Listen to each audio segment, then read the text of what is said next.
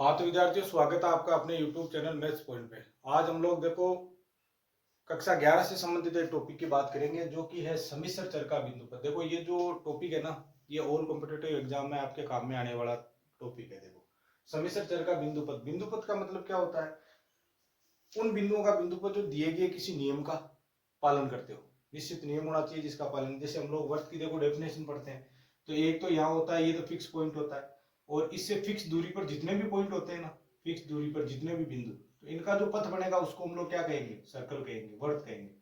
तो इसी प्रकार देखो वो सारे के सारे बिंदु ना एक फिक्स पॉइंट से बराबर दूरी पर रहते हैं, इसीलिए उन बिंदुओं का जो बिंदुपथ है वो क्या कहलाता है? सर्कल कहलाता है। तो उसी प्रकार हम लोग सम्मिश्र चर की बात करेंगे। सम्मिश्र चर का जो बिंदुपथ है वो किस प्रकार से निकालते हैं और कैसे ज्ञात करते हैं। जैसे मान लो हम लोगों को ऐसे दे दिया z mod इक्वल टू कुछ भी दे दिया, मान लो 2 दे दिया, z mod इक्वल टू 2 दे दिया, तो हम लोगों को ये पूछता है कि इसका जो बिंदुपथ है वो क्या होगा। तो बिंदुपथ जब भी आपको निकालना है, z यहाँ पे क्या है बताओ? z एक सम्मिश्र संख्या है। z क्या है? सम्मिश्र संख्या। ये भी ध्यान में रखना, ये एक सम्मिश्र संख्या है भाई। अब हम लोगों को ये क्या पूछ रहा है? ये पूछ रहा है कि भाई ये जो z mod इक्वल टू 2 दिया हुआ है, तो z mod इक्वल टू 2 है, वो किसे प्रदर्शित कर रहा है, किसे बता रहा है? या z की जगह हम लोग कोई भी सम्मिश्र नंबर रखेंगे तो वो किस पर, उसके जो पॉइंट है किस पर अलाई करेंगे या किस वक्र के ऊपर स्थित होंगे। z को यदि हम लोग रिप्लेस करेंगे, चेंज करेंगे, बदलेंगे, तो हम लोग जानते हैं z होता क्या है वैसे? z बराबर होता है x प्लस में आईटा वाई। सम्मिश्र संख्या तो इसको ऐसे लिखा जा सकता है, देखो z बराबर x प्लस में आईटा वाई लिखा जा सकता है। तो यहाँ पे z मोड बराबर 2 दिया हुआ है, तो z मोड, इसका z मोड हम लोग याद करेंगे, देखो क्या आएगा? एक्स स्क्वायर प्लस में वाई स्क्वायर का रूट, ऐसा आएगा z मोड। z मोड ऐसा आएगा, क्योंकि z मोड का मतलब क्या होता है? दी गई सम्मिश्र संख्या का क्या निकालना होता है? मापांक निकालना होता है। इसको हम लोग r द्वारा रिप्रेजेंट भी करते हैं। ठीक है। अब देखो यहाँ हम लोग यदि बात करें z मोड, तो z मोड की वैल्यू तो कितनी आ गई? Root of X square plus Y square आ गई, है ना? और इक्वल टू कितना आ गया? 2। यानी x square plus Y square बराबर में कितना आ गया? देखो होल स्क्वायर करेंगे कितना हो जाएगा? देखो इधर 4 हो जाएगा, यानी एक्स स्क्वायर प्लस में वाई स्क्वायर इक्वल टू कितना आ गया? 2 का होल स्क्वायर आ गया। और आप लोग जानते हो ये किसकी समीकरण होती है? ये सर्कल की समीकरण होती है, वृत्त की समीकरण होती है, वृत्त का समीकरण है। तो बताओ z mod इक्वल टू 2 है, वो किसको बताएगा? सर्कल को बताएगा। और कौन से सर्कल को बताएगा? जिसका जो केंद्र है वो तो आएगा 0,0, और जो त्रिज्या है यानी r का मान है वो कितना होगा? 2 होगा। तो वो 2 ही तो है, क्योंकि एक्स स्क्वायर प्लस में y square equal to r square उस वर्ग की समीकरण होती है जिसका केंद्र तो कौन होता है? 0,0 होता है, और त्रिज्या कितनी होती है? r होती है। तो ये हम लोगों को ध्यान में रखनी है, z mod इक्वल टू 2 किसको बताएगा? सर्कल को बताएगा। देखो करना क्या आपको, जब भी z दिया हुआ है तो उस z की जगह आपको x प्लस में आईटा y डाल देना है, और जो कंडीशन बोली है उस कंडीशन की वैल्यू फाइंड आउट करनी है। तो हम लोगों के पास में अपने आप क्या आ जाएगा? बिंदु पता जाएगा।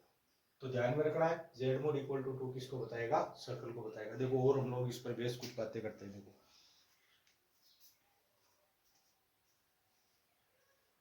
तो आपको कुछ नहीं करना, जब भी सम्मिश्र चर का बिंदुपथ पूछता है ना, z की जगह क्या डाल देना? x प्लस में आईटा y डाल देना, और फिर उस बात को सोल्व करना आगे।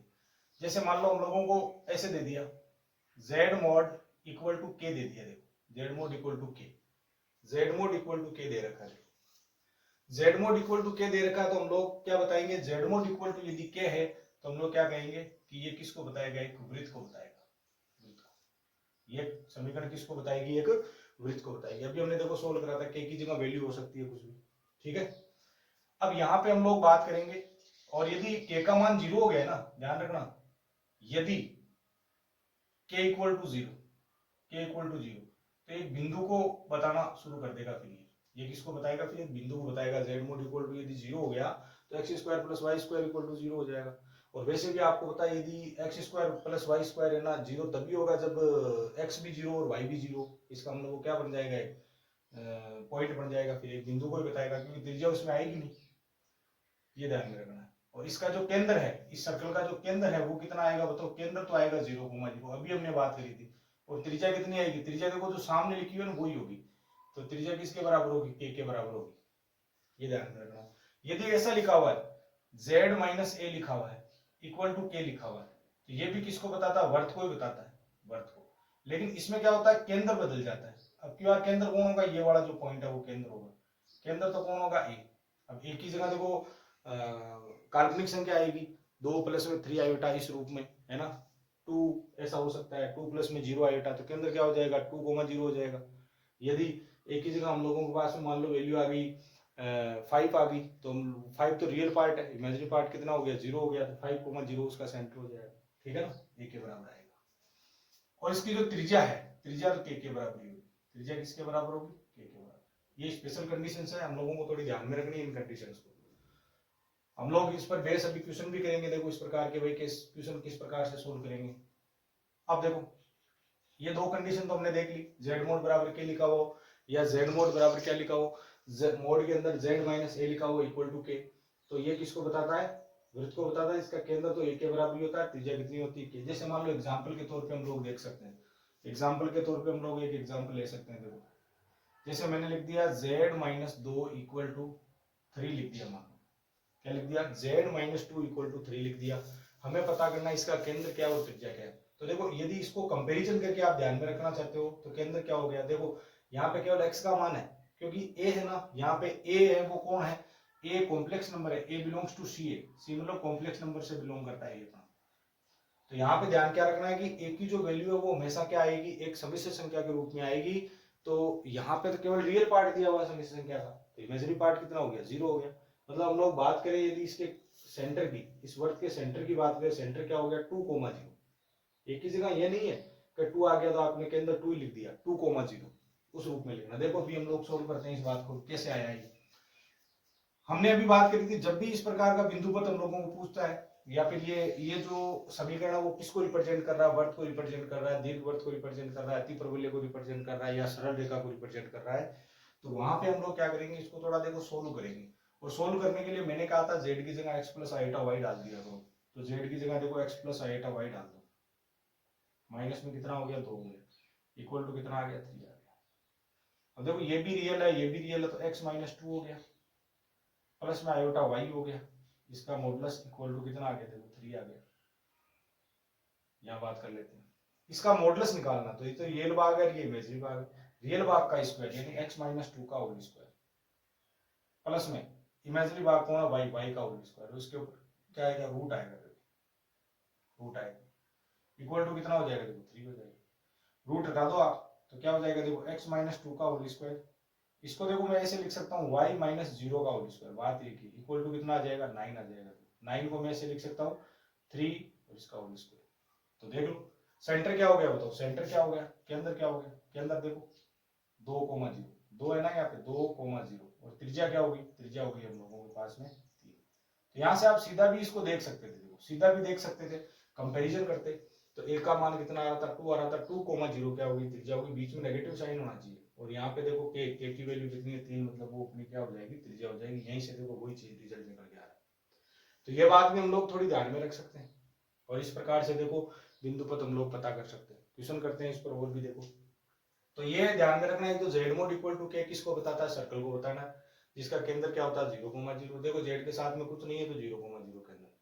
और ये हम लोग जानते हैं कि वर्त की समीकरण होती है x माइनस, जानते हो ना, h का whole square plus y minus k का whole square equal to r square. ये वर्त की समीकरण होती है, हम लोग जानते हैं। कौन से वर्त की समीकरण होती है, जिसका केंद्र तो क्या होता है h, k, और त्रिज्या कौन होती है r। और एक आप समीकरण और जानते हो व्यापक रूप में, x square plus Y square plus 2gx plus 2fy plus c equal to 0। ये भी देखो वर्त का ही समीकरण होता है, आप जानते हो इसके बारे में, ये भी सर्कल का समीकरण ही होता है। अब ध्यान क्या रखना है, सर्कल का समीकरण हम लोग कैसे पता करेंगे, कोई समीकरण सर्कल का समीकरण, देखो एक्स स्क्वायर वाई स्क्वायर के गुणांक 1 है, एक्स स्क्वायर वाई स्क्वायर का गुणांक कितना है 1 है, ये ध्यान में रखना है। और यदि हम लोग इसके सेंटर की बात करें, इसके केंद्र की बात करें, तो इसका जो केंद्र है वो कितना आएगा, केंद्र आएगा माइनस का g कोमा माइनस का f, माइनस का g कोमा माइनस का f केंद्र होगा। यदि हम लोग बात करें केंद्र यदि माइनस का g कोमा माइनस का f होगा, तो इसकी जो त्रिज्या है वो कैसे पता करेंगे, तो त्रिज्या पता करने के लिए आपको कुछ नहीं करना है, r का मान निकालने के लिए root of g square f square minus में c, ये हम लोगों को ध्यान में रखना है, g स्क्वायर प्लस में f स्क्वायर माइनस में c, ये हम लोगों को ध्यान में रखना। तो ये कुछ बातें हैं जो कि हम लोगों को थोड़ी दिमाग में पहले से लेके चलनी है। ये देखो z मोड बराबर के सर्कल को बताएगा, और z माइनस ए है वो किसको बताएगा, ये भी सर्कल को, जिसका केंद्र थोड़ा अलग आएगा, ए के इक्वल आएगा। अब ए का मतलब ये नहीं है जो नंबर लिखा है वही आएगा, देखो यहाँ रियल पार्ट है, इमेजिनरी पार्ट होता तो वो इमेजिनरी पार्ट होता, रियल पार्ट 0 होता, फिर ठीक है, आयोटा लिखा हुआ होता है इधर, तो आयोटा वाला भाग इसके साथ में जाता, समझ रहे हो बात? तो ये बात हम लोगों को थोड़ी ध्यान में रखनी है। तो इस प्रकार से इस बात को थोड़ा ऐसे ध्यान में रखेंगे, इंपॉर्टेंट बात है ये, देखो है ना, ध्यान में रखना इस चीज को भी।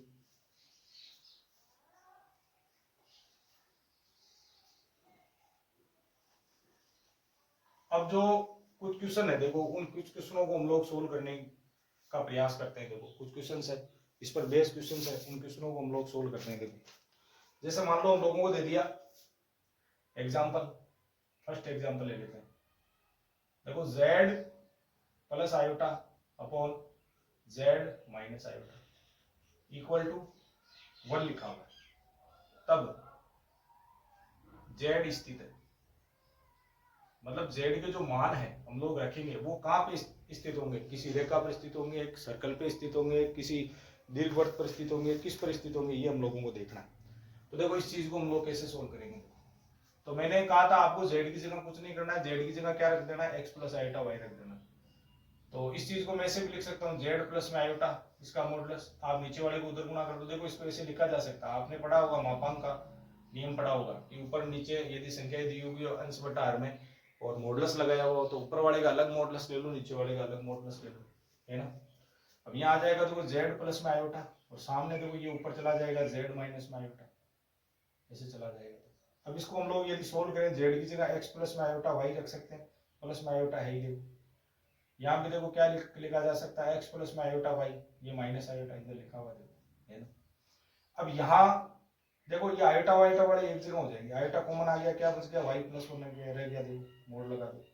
इधर देखो आयोटा वाई कॉमन आ गया तो क्या बच गया, y माइनस 1 बच गया, देखो इसका मोड लगा दो। इसका मॉडुलस निकालेंगे, देखो रूट आएगा, रियल पार्ट का स्क्वायर और इमेजिनरी पार्ट का स्क्वायर, ये लिख दिया रियल पार्ट का स्क्वायर इमेजिनरी पार्ट का स्क्वायर। इधर देखो क्या आ जाएगा, वही रियल पार्ट का स्क्वायर इमेजिनरी पार्ट का स्क्वायर, और ऊपर क्या आ जाएगा, रूट आ जाएगा, रूट आ जाएगा। रूट से रूट आप हटा सकते हो, और रूट से रूट आप हटा दोगे तो उसके बाद में क्या बचेगा, देखो इधर तो क्या बच गया एक्स स्क्वायर, इसको खोल के लिख दो, तो एक्स स्क्वायर प्लस में वाई स्क्वायर प्लस 1 प्लस में 2y आ जाएगा, इक्वल टू क्या बचेगा, देखो ये एक्स स्क्वायर है जैसा का जैसा, x square plus Y square plus 1 minus में 2y, ऐसा आ गया। अब देखो एक्स स्क्वायर से एक्स स्क्वायर कैंसिल हो गया, वाई स्क्वायर से वाई स्क्वायर कैंसिल हो गया, और 1 से 1 कैंसिल हो गया। यहाँ 2y पड़ा है, उधर माइनस का 2y पड़ा है, तो इधर देखो 2y प्लस का 2y, इधर आके प्लस का 2y हो गया, इक्वल टू 0, यानी y बराबर 0 आ गया। तो आपको पता होना चाहिए y बराबर 0 किसकी समीकरण होती है, जो कि x अक्ष की समीकरण है। किसकी समीकरण है, x अक्ष की समीकरण। आपको पता है भाई, आपने पढ़ा है, x अक्ष की समीकरण ये होती है। y अक्ष की समीकरण क्या होती है बताओ, x बराबर 0 होता है, क्योंकि y अक्ष पे x 0 होता है, x अक्ष पे कौन होता है, y 0 होता है। तो बताओ ये z किस पर स्थित है, तो हम लोग लिखेंगे z x अक्ष पर स्थित है। किस पर स्थित है, x अक्ष वाली लाइन पे आएगा, x अक्ष पर स्थित है। तो z के बिंदुओं का बिंदुपद क्या हो जाएगा, x अक्ष हो जाएगा, ठीक है। ये बात ध्यान में रखेंगे। तो इसको हम लोग थोड़ा देखो ध्यान से यदि देखना चाहें तो इस बात को हम लोग इस प्रकार से भी ध्यान में रख सकते हैं। देखो पहले तो इसको सोल्व करेंगे, ऐसे ऊपर नीचे अलग अलग मॉडुलस निकाल लेंगे और सोल्व करेंगे। ध्यान यही रखना है कि z की जगह क्या रख देना, x प्लस में आयोटा y रख देना। शॉर्ट में देखो थोड़ा ध्यान में रखना चाहिए तो हम लोग इसको इस प्रकार से ध्यान में रख सकते हैं। शॉर्ट में कुछ बात को ध्यान में रखना चाहिए तो देखो कैसे ध्यान में रख सकते हैं। देखो यहाँ पे तो 1 था, यदि यहाँ पे 1 नहीं होता ना, 1 को छोड़ करके 2 3 4 ऐसे कुछ भी होता, तो वहां पे हम लोगों को पता है कि ये किसको रिप्रेजेंट करता, सर्कल को रिप्रेजेंट करता।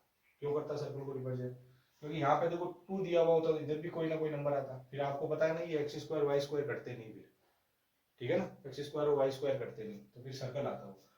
तो इस बात को ऐसे ध्यान में रखना। देखो थोड़ा आगे चलते हैं। अब देखो आप ये भी जो हमने बात करी है ना, इस बात को आप लोग ऐसे भी ध्यान में रख सकते हो। कैसे ध्यान में रख सकते हो, पहली बात, तीसरी बात है, 2 बातें हमने वहां कर ली थी। यदि क्वेश्चन में ऐसे लिखा हो z माइनस में z1 अपॉन में z प्लस में z2, मतलब z में से एक समिश्र संख्या घटाई गई है और नीचे भी देखो z में एक समिश्र संख्या जोड़ी गई। अभी देखो पीछे क्वेश्चन आया था, आयोटा जुड़ रहा था, आयोटा घट रहा था। वहां पे आयोटा की जगह कुछ भी आ सकता है, कोई रियल नंबर भी आ सकता है, क्योंकि प्रत्येक जो रियल नंबर है वो समिश्र नंबर कहलाता है ना। कोई भी कॉम्प्लेक्स रियल नंबर है उसको हम कॉम्प्लेक्स नंबर भी कर सकते हैं, ठीक है, कॉम्प्लेक्स नंबर बना सकते हैं, उस फॉर्म में लिख सकते हैं उसको, ठीक है ना, उस फॉर्म में लिखा जा सकता है। यहाँ पे ये चीज देखो के बराबर, अभी ये चीज 1 के बराबर थी, 1 के बराबर थी ना, तो अभी मैंने इसको k के बराबर रख लिया। तो ध्यान क्या रखना, यदि k का मान यदि 1 हो तो ये जो चीज है किसको बताएगी, वृत्त को, ये इसको सरल रेखा को बताएगी। अभी हमने बात की, देखो सरल रेखा आई थी, x आया था, सरल रेखा को बताएगा यदि 1 हो गया। देखो और यदि k बराबर नॉट इक्वल टू 1 है, 1 को छोड़ करके कोई भी नंबर है सामने, तो ये किसको बताएगा, एक सर्कल को बताएगा। ये देखो इंपॉर्टेंट बात है, वृत्त को बताएगा। ये एक इंपॉर्टेंट बात है जो कि ध्यान रखना। तीसरा पॉइंट है अपना, यदि इस प्रकार की कंडीशन है, सामने क्या दिया हुआ है, k दिया हुआ है, k का मान यदि क्या है 1 है तो सरल रेखा को बताएगा, और k का मान कितना है, नॉट इक्वल टू 1 है तो किसको बताएगा, 1 को। एग्जाम्पल के तौर पे हम लोग एग्जाम्पल ले सकते हैं इसके अलग अलग। देखो जैसे मान लो इस प्रकार से लिखा हुआ z माइनस 2 अपॉन में z प्लस 2 और बटे में सामने कितना आ गया, सामने मान लो 5 लिख दिया, तो पूछे किसको बताएगा। तो ये देखो z1 हो गया और ये z2 हो गया, सेम है दोनों चीजें। सामने कितना लिखा हुआ 5, यानी k के मान पे जाना है सीधा। k का मान नॉट इक्वल टू 1 है, और नॉट इक्वल टू 1 है, इसका मतलब ये किसको रिप्रेजेंट करेगा, सर्कल को रिप्रेजेंट करेगा। k का मान 1 होता तो रेखा को रिप्रेजेंट करता। यहाँ पे देखो ऐसे लिख दिया, मान लो z माइनस में 3 प्लस 2 आयोटा अपॉन में z प्लस में 3 माइनस 2 आयोटा, ऐसे लिख दिया मान लो, है ना। और यहाँ पे देखो माइनस यदि हम लोग बाहर लेते हैं ना, तो सेम वही कंडीशन इसकी बन जाती है, नीचे वाला दोनों सेम बन जाते हैं। कोई जरूरी नहीं है दोनों सेम हो, वो भी कोई जरूरी नहीं है, ये अलग अलग भी हो सकते हैं, क्योंकि एक को आपने z1 माना है, एक को आपने क्या माना, z2 माना, दोनों अलग अलग भी हो सकते हैं, कोई जरूरी नहीं है। ठीक है, दोनों अलग अलग भी हो सकते हैं। तो यहाँ पे देखो सामने मान लो मैंने 1 डाल दिया, सामने कितना डाल दिया, 1 डाल दिया। तो सामने 1 डाल दिया तो ये किसको रिप्रेजेंट करेगा, तो सरल रेखा को रिप्रेजेंट करेगा, क्योंकि k का मान कितना आ रहा है, 1 आ रहा है, तो ये किसको बताएगा, सरल रेखा को, सरल रेखा को बताएगा। तो ये k पे डिपेंड करता है, ये k वाला जो वैल्यू है ना इस पे डिपेंड करेगा। k का मान यदि 1 हो गया तो सरल रेखा को रिप्रेजेंट करेगा, k का मान नॉट इक्वल टू 1 है तो किसको बताएगा, वृत्त को बताएगा। एक आध और क्वेश्चन देखते हैं। देखो तो ये बात भी हम लोग अभी देखो इनको एक जगह लिख लेंगे हम लोग, सब बातों तो ध्यान में रखनी है, कुछ रिजल्ट है उनको हम लोग ध्यान में रख सकते हैं। देखो यदि z माइनस में z1 का मोड प्लस में z minus z2 z plus z2 का मोड इस प्रकार से दिया हुआ है, प्लस ले लो माइनस ले लो, ये k के बराबर है, किसके बराबर आ रहा है, k के बराबर आ रहा है। ये पार्ट एक पार्ट ऐसा भी हो सकता है z minus z1 minus z minus z2 equal to, इस प्रकार से मान लो हम लोगों को दिया हुआ। तो हम लोगों को क्या बात ध्यान में रखनी है, ये सारी की सारी जो बात है ना वो k के ऊपर डिपेंड करेगी। इस प्रकार का क्वेश्चन देखो अभी हमने सोल्व कराया था, z माइनस z1 प्लस में z minus z2 equal to k और z माइनस z1 माइनस में z minus z2 equal to k। तो इस प्रकार का सवाल अभी हमने सोल्व करा था, यहाँ z के फॉर्म में दिए हुए थे और k के मान पे डिपेंड करेगा। देखो पहली बात, k की वैल्यू z1 माइनस z2 के मोड के बराबर है, z1 माइनस z2 के मोड के क्या आ गई, बराबर आ गई। यानी z1 और z2 का यदि आपने क्या किया, अंतर निकाल करके उसका मॉडुलस किया k की वैल्यू के लिए। यदि z1 माइनस z2 का मॉडुलस निकाल के आपने दोनों का अंतर किया, और अंतर यदि हम लोगों के पास में क्या आ गया, k के बराबर आ गया, k के बराबर आ गया, तो हम लोग इसको क्या लिखेंगे, एक सरल रेखा का निर्माण होगा। क्या बनेगी, सरल रेखा, सरल रेखा बनेगी। दूसरा बात, यदि k की जो वैल्यू है वो z1 माइनस z2 के अंतर के मोड के बराबर नहीं है, तो किसका, देखो यहाँ प्लस का साइन है तो ध्यान में रखना दीर्घवृत्त, क्योंकि प्लस ही आता है दीर्घवृत्त की समीकरण में, आपको पता है ये कंडीशन है। देखो यहाँ माइनस का साइन है, सेम वही कंडीशन है कि यदि k का मान z1 माइनस z2 के अंतर के बराबर है तब तो वही सरल रेखा बनेगी, दोनों में सेम ही है, ये रिजल्ट तो दोनों में सेम रहेगा। और यदि k का जो मान है वो not equal to z1 minus z2 के मोड के बराबर है, तो ये अतिपरवलय का निर्माण होगा। किसका निर्माण होगा, अतिपरवलय। ये रिजल्ट थोड़ा ध्यान में रखना है, अतिपरवलय बनेगा। ठीक है, सरल रेखा कब बनेगी, जब z1 और z2 का अंतर k के बराबर हो, सरल रेखा बनेगी। और यदि ये जो z मोड के बराबर हो, ये नॉट इक्वल टू हो, दीर्घवृत्त बनेगा, क्योंकि प्लस का साइन माइनस का साइन हो तो अतिपरवलय बनेगा। ये बात हम लोगों को ध्यान में रखनी है।